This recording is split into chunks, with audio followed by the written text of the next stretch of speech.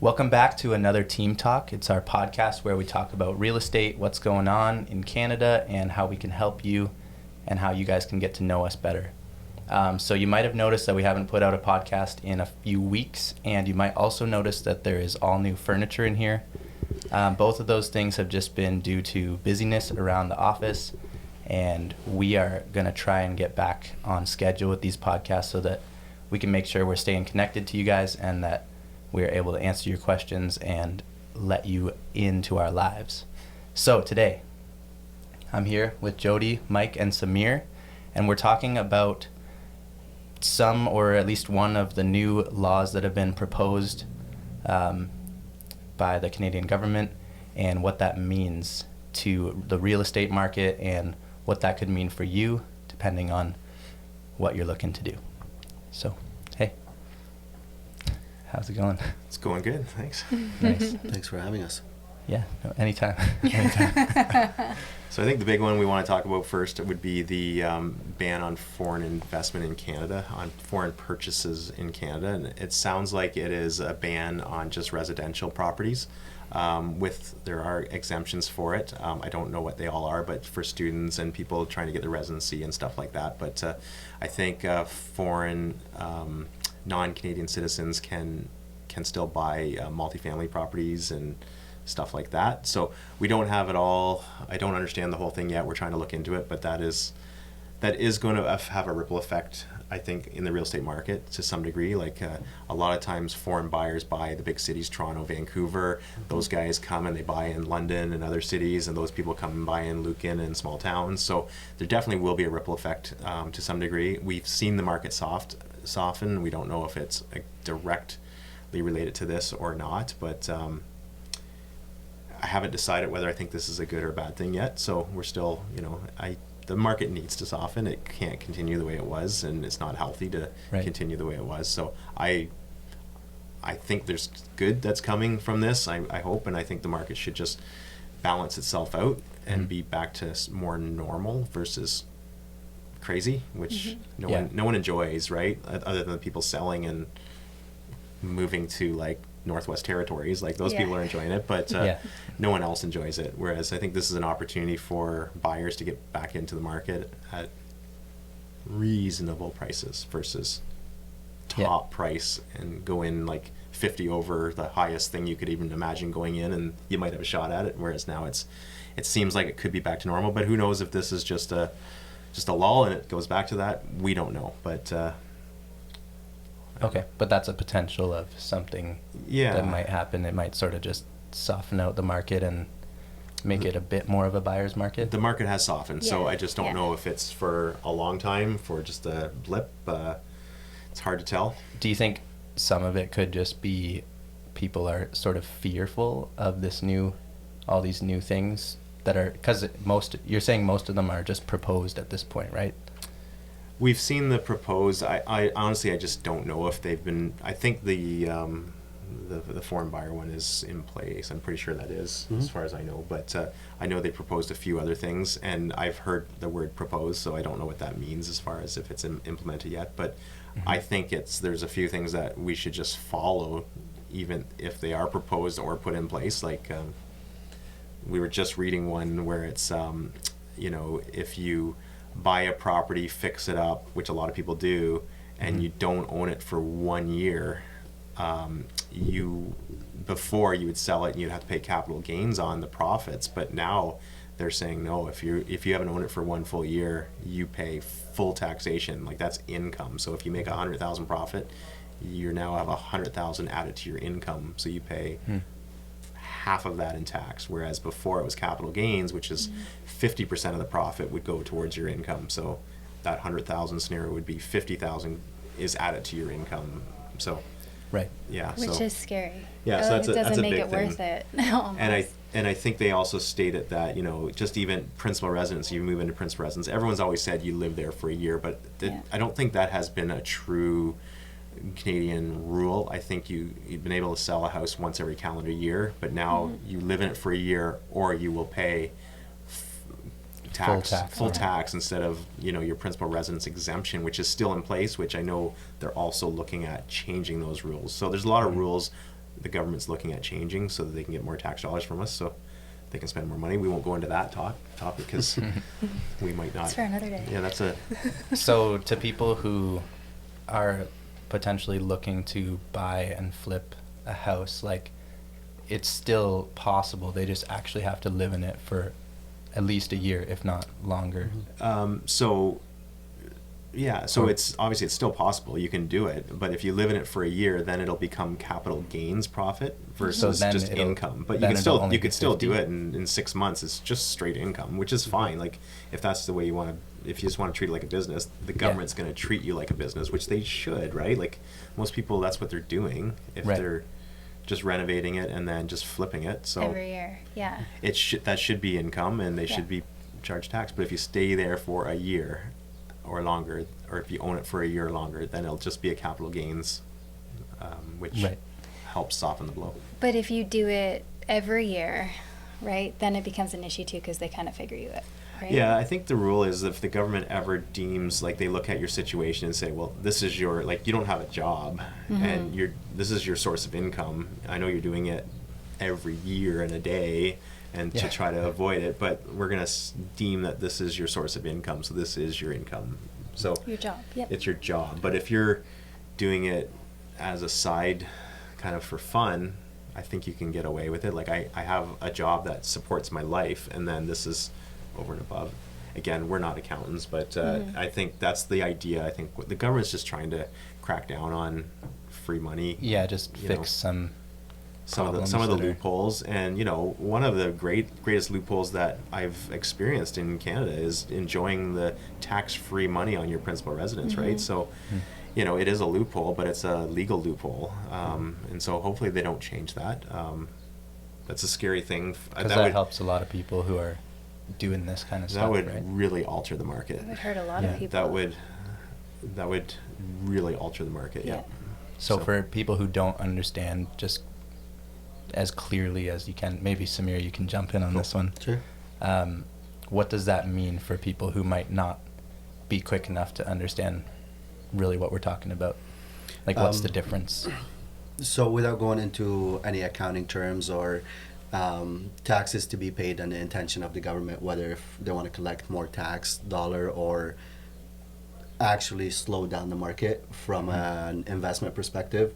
So cutting out the foreign investors for the next 2 years, changing the rules on flipping properties and investing in property in real estate that is a secondary property, is to actually slow down the market a little bit from an investment perspective and open up the doors for Canadians to actually buy houses and buy properties, because it's been a real struggle for some buyers in the last 3 years, and we take out buyers all the time, and a lot of them have been priced out of the market due to the increases. Yeah. So I feel like the Canadian government is putting all these rules in place to actually open up the doors for actual Canadians to buy property and be able to afford a house. So all these rules, I believe that they're just a way to slow down the market a little bit. Right. But I don't think the problem that we have in Canada is going to be solved overnight. So the effect on these rules we might not see an impact on it for the next 2 years, year to 2 years, I would say at least. Yeah. But it's a good start for Canadians, I believe. Good. Nice. So for people who have been looking at prices thinking like, man, I'm never going to get to buy a house ever. Maybe, don't think that it's going to be changed next week, but you think that this is a good stepping stone for at least to try to accommodate. It should have some sort of effect, whether it's just sort of prices just stall for a while. I've been following other countries a little bit. One of my favorite countries to follow is New Zealand, and they stopped foreign buyers at least 3 years ago, 2 years ago, and that market's still so hot there. So it hasn't, I guess maybe it's allowed a little bit more inventory, and maybe it would have even been hotter, but it's still a crazy hot market. It's hard to buy something there, even if like even with it in place. Even with it in place. So I don't know. It doesn't seem to work great, but it certainly has had first initial slowdown reaction, and so whether that is good enough, we just don't know, right? Yeah. So, yeah. And I feel for a lot of Canadians, when you buy property, at the end of the day, it still be considered an investment.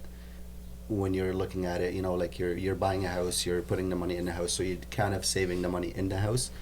And when these new rules, came out that foreign investors are not allowed to invest in Canada for 2 years, I feel like a lot of buyers saw that news bigger than what it is and started predicting that it's going to crash, and who knows what's going to happen in the market.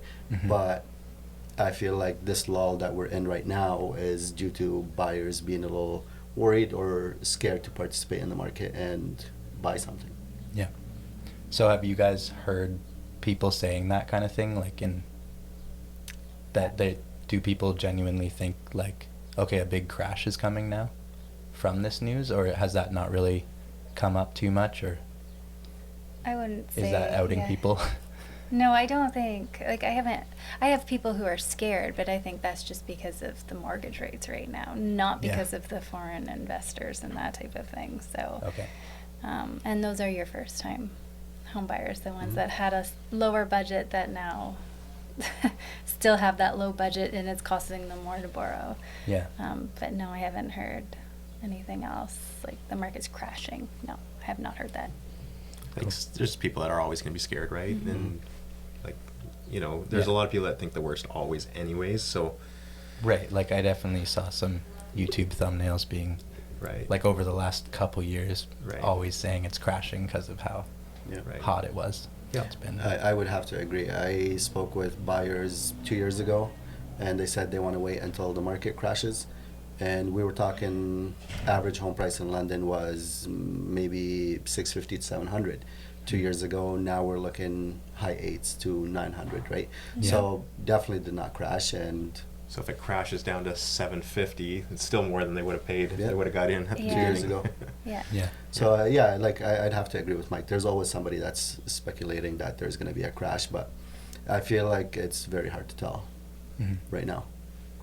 But in general, just supply and demand, like on the simplest terms, there seems to be there's a need for more housing. There's a need for more supply. So logically, there should not be any crash because there's still a demand. Like, so logically, people need housing, and that's still a need. So I don't know how something the government can do, or even an interest rate going up, people still need to live. It's still a very safe investment. It's a good investment. So so like when we're saying crash, we're not really. We're saying talking correction. about, we're saying more of a correction. Like, prices went so high so quick.